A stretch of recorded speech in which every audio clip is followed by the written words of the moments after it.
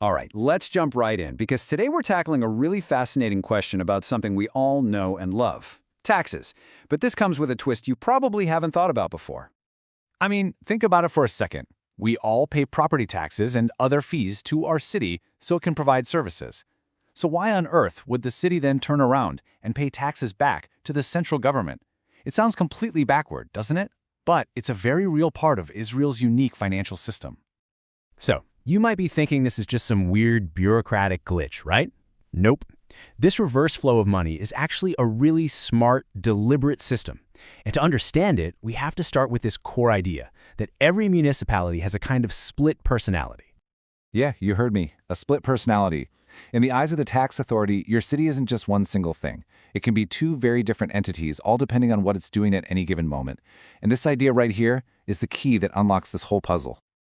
Okay, so what are these two faces? What are these two identities we're talking about? Well, on one hand, the city is a public servant, a nonprofit. And on the other, it can be a straight-up commercial business. Let's break down exactly what that means. And this chart really lays it all out perfectly. Look, when it's acting as a public institution, the city's doing all the stuff you'd expect: running schools, fixing roads, providing welfare. This is all for the public good, not for profit, so these activities are generally tax-exempt. But, and this is the big but, when that same city starts doing things that look and feel like a private business, say running a concert hall that competes with other venues, well, then it's treated like a commercial business and it has to pay taxes like everybody else. And this is what's so clever about the whole system. It's not like the city is one or the other. It literally switches hats depending on the job. For the public library, nonprofit hat on. For running a super profitable swimming pool complex that brings in a lot of revenue, whoops, gotta put on the commercial business hat. And that leads to two very different kinds of taxes. So this whole dual identity thing naturally leads to two totally different kinds of taxes the city has to pay to the state. We're talking about payroll tax and, of course, value-added tax, or VAT. First up, you've got payroll tax. This is the tax the city pays when it's wearing its public institution hat. Basically, it's a 7.5% tax on all the salaries it pays out for those core nonprofit jobs. You can almost think of it as a stand-in for VAT. Since the city can't charge VAT on, say, public schooling, the government collects this payroll tax instead. And then, of course, there's VAT. Good old value-added tax. This is the simple one. A municipality only has to worry about this when it's got its commercial business hat on. If it's running something that's considered a commercial enterprise, it has to charge VAT and pay it to the government, just like any private company would. Okay, so this is probably the question popping into your head right now, right? How on earth does the government decide what's commercial and what's not? The line can get really blurry. Well, it all boils down to one huge landmark court case. That case, Bisharei Yerushalayim, is the one that set all the rules of the game. The Supreme Court knew you couldn't just guess, you needed a clear framework. So, to figure it out, they created a very specific multi-part test. And here it is, the 6-point test. Let's just walk through it because it's actually pretty logical. The court asks things like, is the main goal here to make a buck? Is it actually making money consistently? Where's the funding from? Is it paying for itself or are taxpayers footing the bill? And the big one, is it competing with private companies? They also check if you can separate it from public functions and if letting it be tax-free would be a raw deal for the state's treasury. It's a really thorough checklist. All right, theory's one thing. Let's see how this whole thing plays out in the real world with an actual case. So get this, the Bnei Shimon Regional Council was running a landfill. Now, you'd think waste management is a core public service, right? Well, when the court put it through that 6-point test, a very different picture emerged.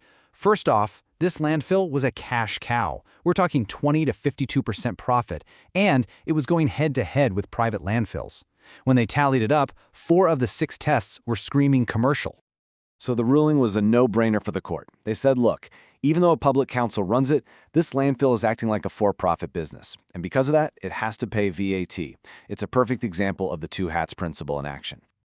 Okay, so we've got the what and the how, but that brings us to the biggest question of all. Why? Why bother with all this complexity? Why not just let cities keep all the cash they make? Well, the answer comes down to 2 big things: fairness and smart economic policy. It really boils down to 3 core ideas. Number 1, and this is huge, is preventing unfair competition. Imagine if a city-run gym didn't pay taxes. It could totally undercut private gyms and put them out of business. This system makes sure everyone plays by the same rules. Number 2, transparency. These tax reports give the central government a really clear look at how its cities are doing financially. And finally, uniformity. A business is a business, right? Doesn't matter who owns it, the tax rules should be the same. But it gets even more interesting. This isn't just about collecting taxes or being fair.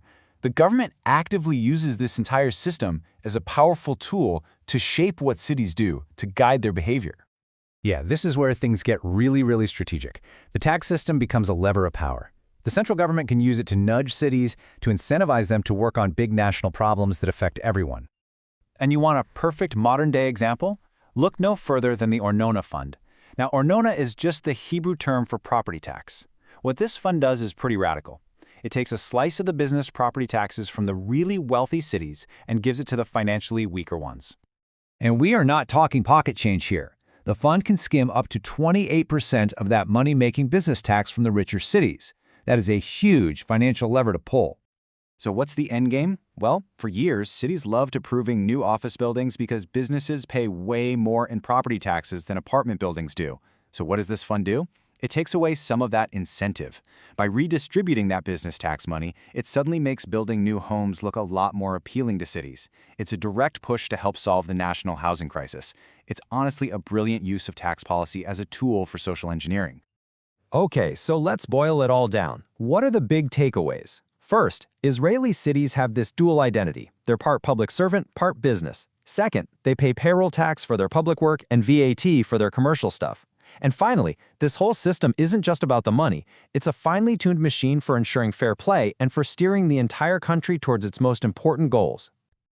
And that leaves us with one last big question to chew on.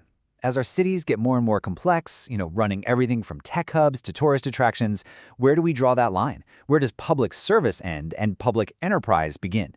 That question, that's right at the heart of what modern government is all about, and I have a feeling we're going to be debating it for a long time. Thanks for digging into this with me.